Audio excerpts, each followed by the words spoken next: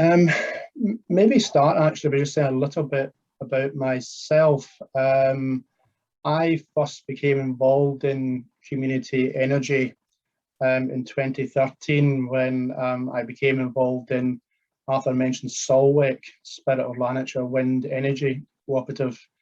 Solwec, I say, was set up by Energy for All in 2013, 2014. I became the chair at that time of the board of the co-op that led it. We raised £2.4 million to take community stakes in Nutbury Wind Farm near Colburn and West Browncastle or near Straven. And since then, been making lots of community benefit payments, including the one that Arthur mentioned in Straven. So I became involved through that. In 2016, a hobby became a job and I became full-time with Energy for All.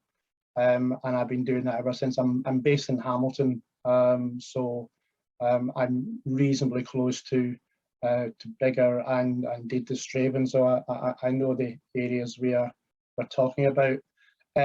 Energy for All is a not-for-profit social enterprise. We think of ourselves as a co-op. I mean, strictly speaking, we are a company limited by shares, and every project that we do, we set up a co-op or what we now call a BENCOM, a society for the benefit of the community, which is what we've been using since the 2014 Co-ops Act.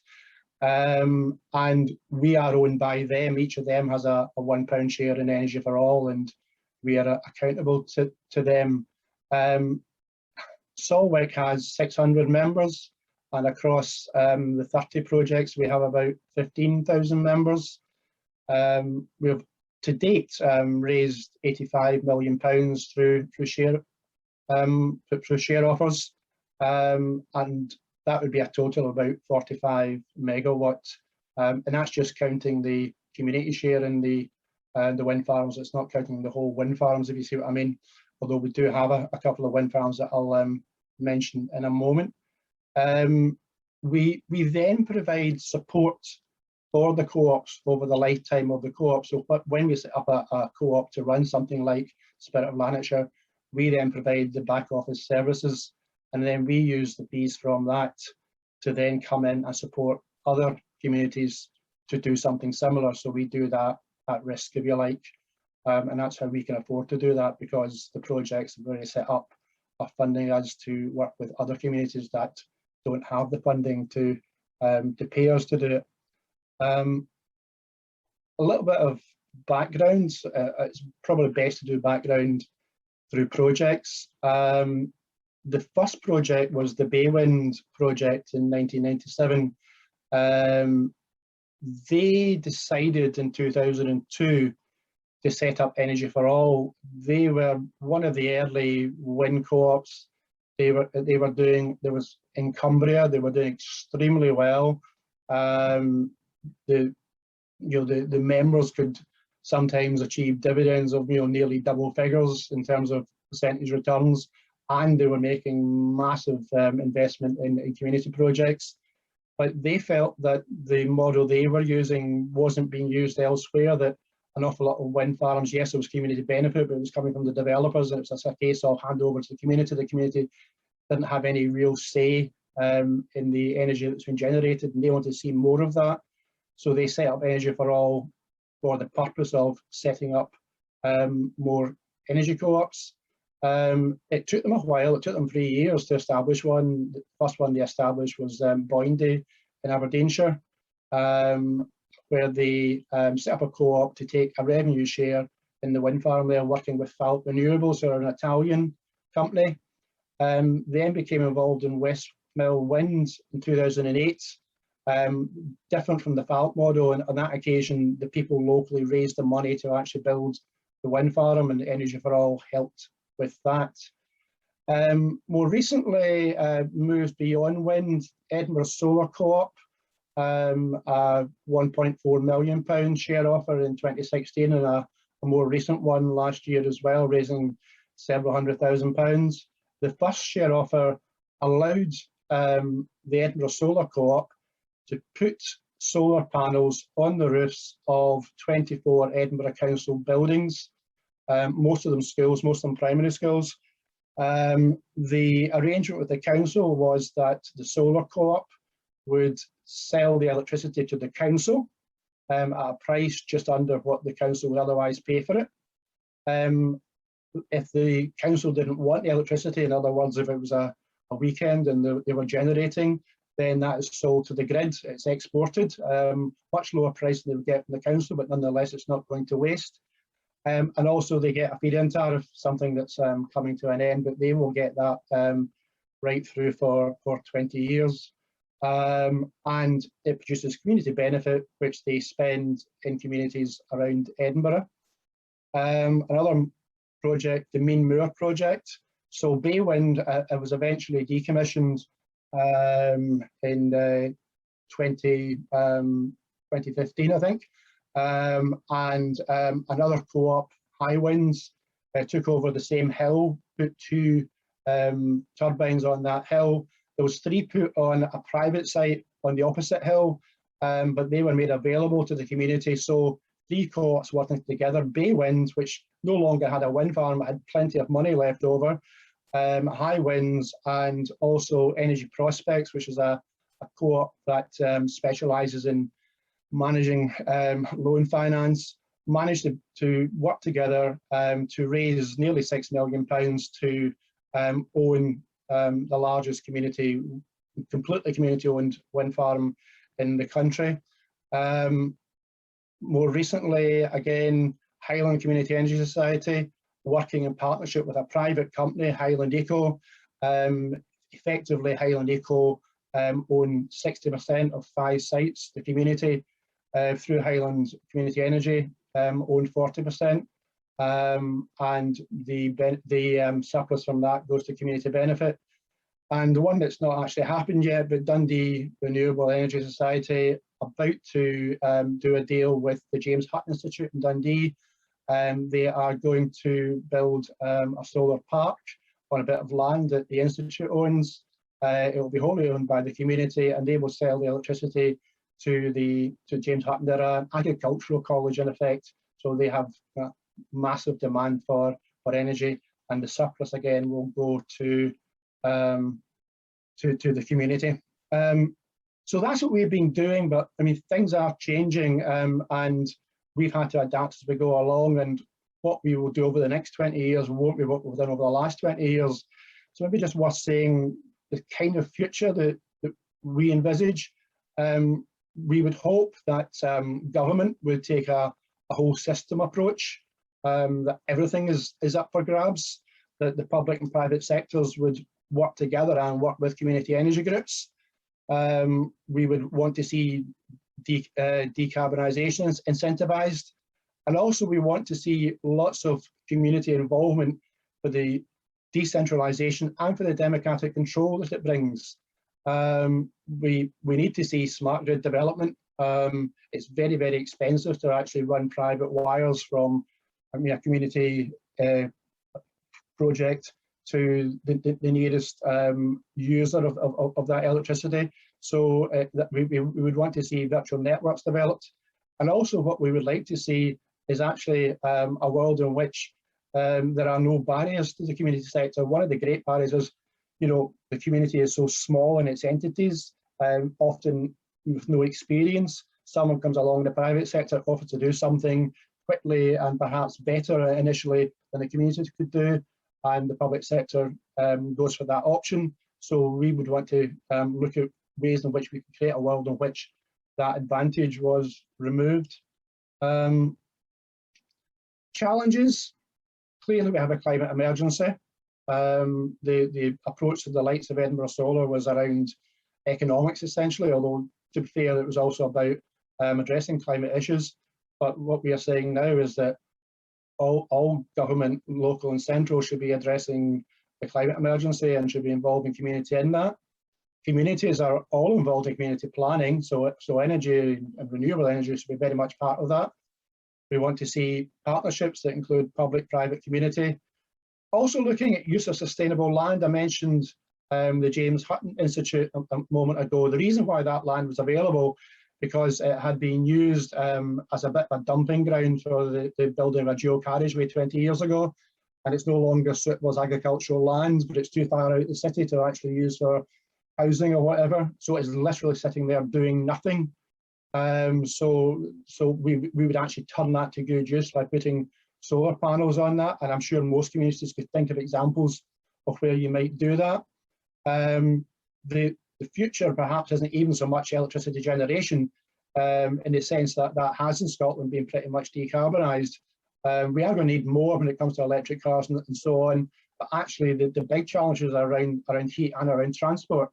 If you speak to government about how well they're doing on climate emergency and meeting targets and so on, they'll tell you they're doing very well around energy generation or electricity generation. What they'll have to admit, though, is that with gas, it's very difficult to actually find ways to replace that, given how relatively cheap it is and how popular it is in communities.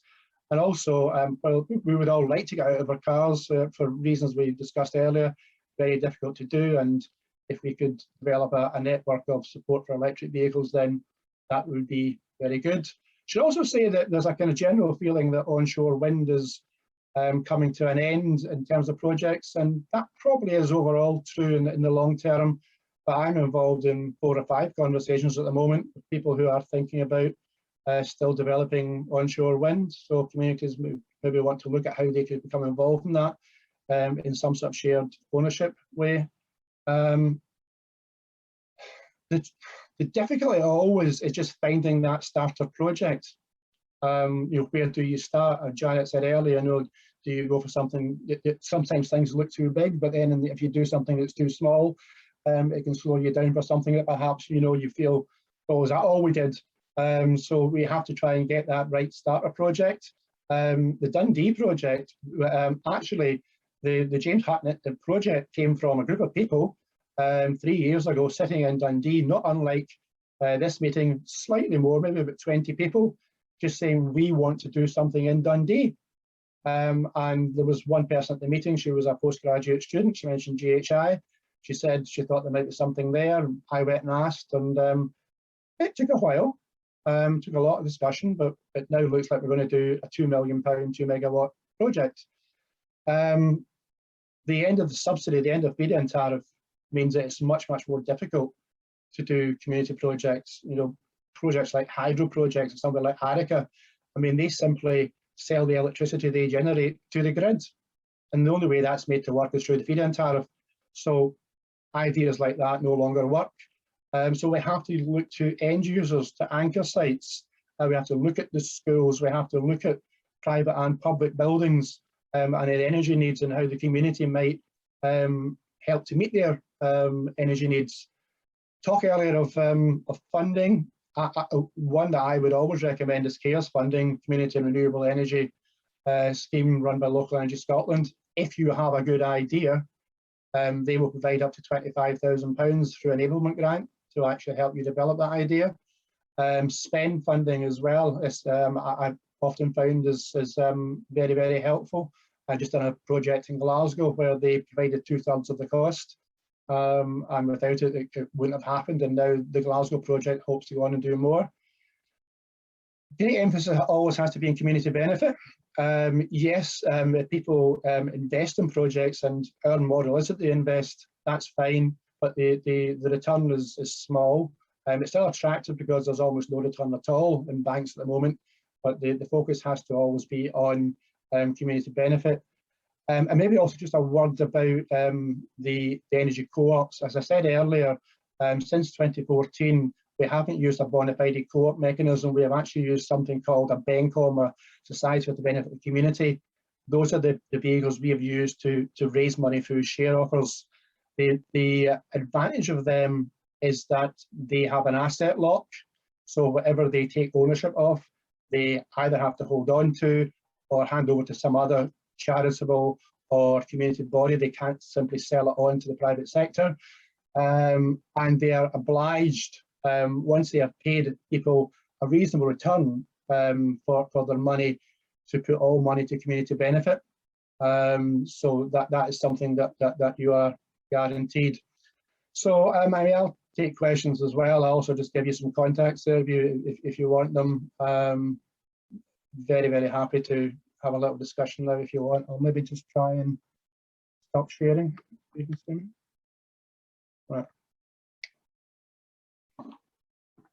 So any questions? I mean, there's quite a lot to take in with what Jim said in the structure of things and structure of companies. And I mean, I think in terms of what's going on around Biggar, you know, there are a couple of wind farm applications in fairly close to Biggar, you know, that haven't got planning consent. So that's, you know, they may or may not get planning consent. But I know the one at Cooter, the Greyside wind farm, have stated that they would be keen to have some form of community investment in their wind farm. So that would possibly be one option, would be to get something going around that. Another option would be, or something that crossed my mind, is there's an old dump site up the road up towards Rowhead Farm, which is a 7-acre site, belongs to South Lanarkshire Council. It's a old landfill site, so it can't be really used for agriculture. It's a bit of rough grazing. It can't be used for housing because it's a dump site.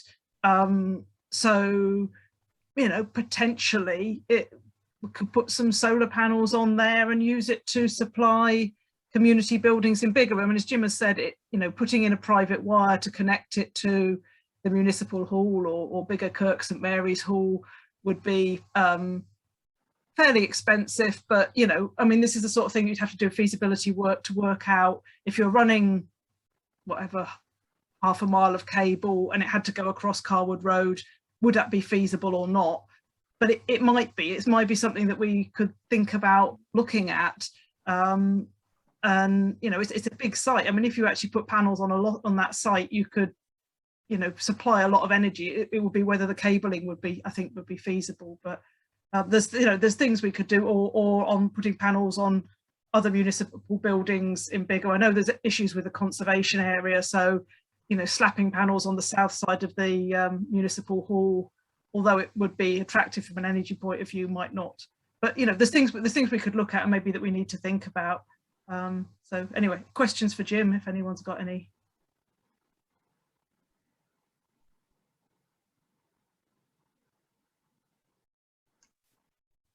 Neil, were you coming in with a question? It's more a sort of a statement than a question, which is Clydesdale has a lot of large commercial wind farms because wind farm development here started early, and it was driven by the major power companies and by landowners. And in a sense, that's what it sort of brings up the point that you made about the lack of cycle provision because landowners seem to have control. And it's another example of how landowners in Clydesdale do, because of the way they behave, tend to control what happens, as if the Land Reform Act sort of didn't really apply here. Yeah, I mean, that's right. I think if you go back to my earlier statement about Baywind in Cumbria, way back in the 1990s, having concerns, you know, that they had found a way to actually create their own small wind farm, owned completely by the community and run for community benefit. And they were just so upset that hadn't become a model anywhere else. I mean, what had happened there actually was that a Swedish developer, a fairly small Swedish developer, had come there, had started to develop it, had encouraged the community to do what it did, and then the Swedish firm collapsed. So it left the community with a wind farm it was already building, so they had very little choice. So they kind of got it by accident. Nonetheless, you know, they were very concerned that when they looked around the UK, Scotland in particular, what you saw was, you say, massive corporations taking over hillsides and working with landowners to their mutual advantage. And yes, communities would get community benefit from it because from the planning gain, but communities didn't really get very much from it at all in terms of democratic say or anything like that. And I mean, I can't say that we have been massively successful in that, in the sense that we'll work with Falk Renewables, and they're a big company like anybody else. But we have done a couple, the one at Meanmoor, the one down south at Westmill, but it is hard going. And to some extent, that is why we've got involved in other things. That's why we're doing hydro, that's why we're doing solar, because at those levels, community have much more of a chance of actually taking control. I mean, Edinburgh Solar Co-op completely and utterly own the solar panels on the roofs of the schools. The council own the schools, but the community completely own the solar panels, and therefore there has to be a level of cooperation, which indeed there is. It's actually a very good partnership between Edinburgh Council and the solar co-op there, but it has to be, because they each have their own power. One is a customer and one is a supplier, and it works to their mutual advantage.